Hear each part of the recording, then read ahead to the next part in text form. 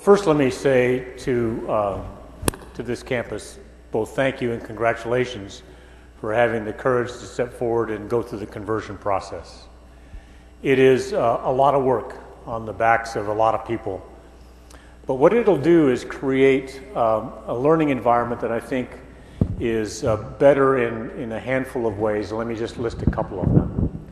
First of all, in the quarter system, students come in, particularly if they're taking a very challenging course for the first time, or they may come out of a public school circumstance that did not prepare them adequately for the rigors of university life.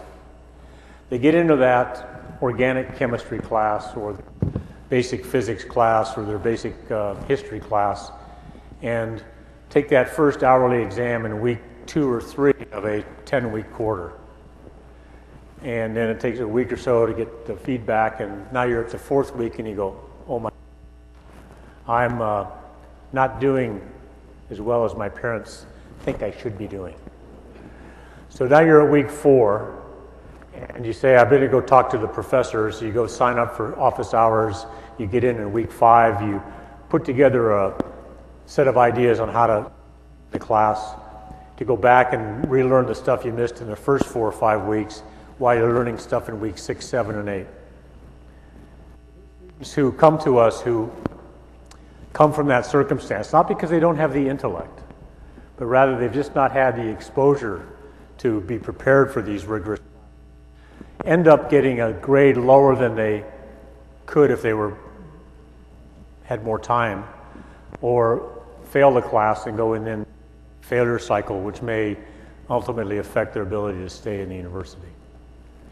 Whereas if you have a 15 or 17 week semester, it's a lot easier for that scenario to play out where a student gets in the early part of the term. Every time I turn this way, it goes off. So I got to be in the early part of the term and still have an opportunity to sit down with Carlos, the professor in sciences, and say, you know, what am I doing? How do I get myself back in? There's time to dig back in. So one thing would be, I think we will have more student success with a longer academic term. Secondly, I would say there's a startup issue for both faculty, staff, and students of starting and stopping an academic term 3 times a year versus only 2 times a year. There is an inertia there. Review the syllabus, figure out who's who, get used to the style of the class, et cetera, the grading at the end, the registrar's work.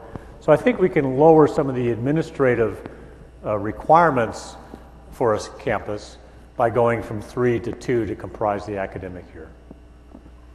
And then finally, I think what will happen will be that in the redesign of the curriculum from quarters to semesters, it's inevitable that the creative faculty will say, well, let me think about my class a little bit differently and start thinking about a different way, perhaps, to not only just change the length of time in which it's offered, but also change the way in which it might be delivered, the integration of new technologies, the flipping of classes, the hybrids, the list goes on and on.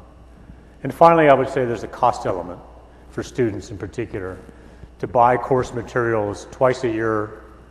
And I know we don't buy as many textbooks as we used to in my day, but in my day, the textbooks cost $8. Today, they cost, $180.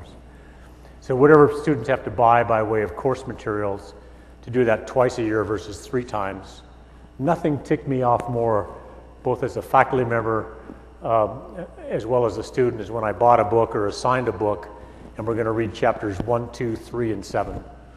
So they read this much of this much material and you bought this much material.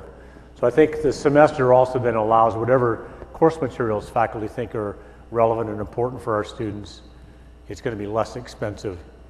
So those are sort of some of the top of the mind reasons, but it takes a lot of effort, and so LA and Bakersfield are going, and then there's 4 other campuses that we're still in discussion with.